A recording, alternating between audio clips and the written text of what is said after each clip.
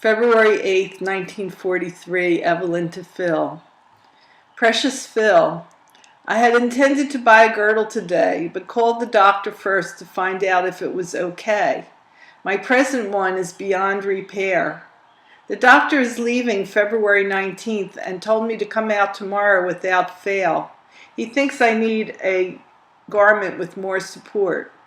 I went shopping today and bought the following: comb and brush set, jersey suit for Anne's baby, hairnet, and a pretty baby pink sweater with transparent buttons which have daisies and green leaves painted on them.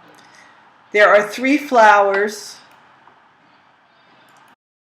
page 2, sewed on each side of the buttons near the neck. I bought it for Myra, $3, but it looks so well on me that I've decided to keep it. It has short puff sleeves and makes me look like a sweater girl. Do you think I should keep it? I guess I bought my shoes in time, huh? Faye and Ellie stopped over for a few minutes. Morris is leaving on February 16th. I'll take care of the record subscription, honey. I received your Friday letter today, and your suggestions are somewhat helpful. The reason I asked why you'd, page 3, want to remain at 4906 forever is that it is the impression you gave me. I'm rushing to get this out on time, and will write more tomorrow to make up for the briefness.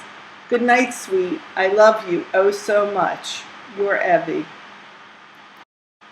Philip to Evelyn, Monday, February 8th, 8:10 p.m. Mon chéri, I got a million of them. The reason I'm writing so late tonight is that I had to attend school from 6 to 7:45 and I just got back. We are going to have a class for about a week for the purpose of standardizing correspondence forms within the group, which means that I'll have very little free time for at least the remainder of the week. The weather continues fine and the work continues to pour in. I don't mind either. As a matter of fact, sweet, the only thing I do mind right now is being away from you. I'm constantly contemplating ways and means to bring us together, but the obstacles are too many and too great, so I guess I'll just have to go on contemplating. This is a bitter, bitter pill to swallow, my darling, but like all medicine that's hard to take, we'll just have to close our eyes, hold our breaths, and gulp the unwelcome dose. Sometimes I think that if there weren't so many, page 2, signs promising an early end to the war and hence an end to our torture at the lack of each other, that I'd go mad with the thought of being away from you so long. Oddly enough, since I've been at group personnel, the days and weeks fairly fly.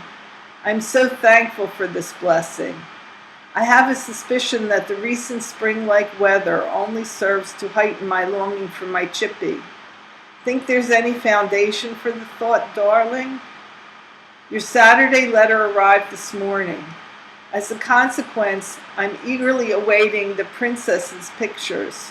Why don't you take some more of yourself, baby? I don't know if you realize it. I would, but not one of those snaps you sent me shows your legs. Keep it in mind next time, will you, honey? I miss them too, you know. We have a combination, radio and phonograph, in the day room here, and I'm writing to the tune of Mad About Him Blues. Not very conducive to high spirits, is it? Chippy, if you feel half as lonely as I do at this particular moment, blank. Now can't get out of this mood, and I'm going to bed. Maybe I'll be lucky enough to have you in my dreams, sweet Chippy. Snuggle up, baby, and let me hear you say I love you. Precious memory. Your adoring Phil. Sidney Brown, Phil's cousin, to Phil, February 8th, 1943. Dear Phil, I don't know whether or not you got my last letter that I sent to you, but regardless, here I am again. I don't want to lose contact with you, so I'm jotting out a few lines. This should get to you about the end of February or the first week of March. So sometime in April, I should hear from you. It's hell getting mail like that, but it's better than not getting any at all. It is hard to find subjects to write about because of the strict censorship now imposed upon us due to the fact that this once was enemy-held territory, but we'll get along on other subjects. The weather here is the same as before. The spring is starting to set in more. It gets so cold at nights that we have a stove in our tent. Still, having electric lights, so we're not living page 2 by candlelight when the power fails. Just a little excitement far away from our camp, but close enough to keep us on the alert is all we've had here to date. I visited Tobruk a few times, and all I can say about it, or will be allowed to say, is as a town it is a shamble. It has a beautiful natural harbor, and of course it looks just like the newsreels show it. I hope and know I will see many more of the famous named desert towns. Some of them are only 12 or 13 houses, but the name is famous for what happened there. Lots of them are out of bounds for sightseeing, but I get around that somehow. I never stand short when it comes to traveling, as I love to travel, you know.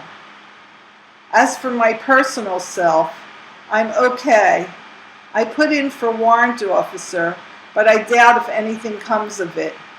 Really did it to get the page 3 examination. The x-ray and blood tests and everything else came out perfect. Hit the scales at 160 pounds. I was up to 165. How are you? My new address is at the bottom. So long, write soon, Sid. Sergeant S. Brown, 33050-355, 60 TN SIG COSER, 323rd Air Service Group, APO 786, New York, New York. Dorothy Cohen to Phil, a friend, February 8, 1943. Dear Phil, please excuse the pencil, but I'm still in bed and I haven't a pen handy at present. Was very pleased to receive your letter, and I'm sorry I didn't get the opportunity to answer you sooner. About my writing to you so soon after my so-called ordeal, it was really nothing. Everything was very easy. In fact, when they brought me up from the delivery room, I called up our mother to tell them that I had a boy. When my father-in-law answered the phone, he thought I was kidding him. February 12th. Please excuse the delay, but I am now staying at my mother's. Page 2. Something rather unfortunate occurred. I got an infection in the vein in my left leg and also caught a cold in my left side. I haven't even been out of bed yet, but the doctor said I could get out of bed Sunday if it is nice. Otherwise, everything is fine. As soon as I get downstairs, I'm going to call Ev, as she knows nothing about this. The baby is very good. His name is Harold Kenneth Cohen. He only cries when it is time to eat or if he has to burp. He now weighs 9.5 pounds. He looks like snuff, but he changes every day. Page 4. If you answer soon, please write to me at my mother's, as I'll be here for quite a while. There isn't much more I can say except write soon. Love, Dot, and Snuff.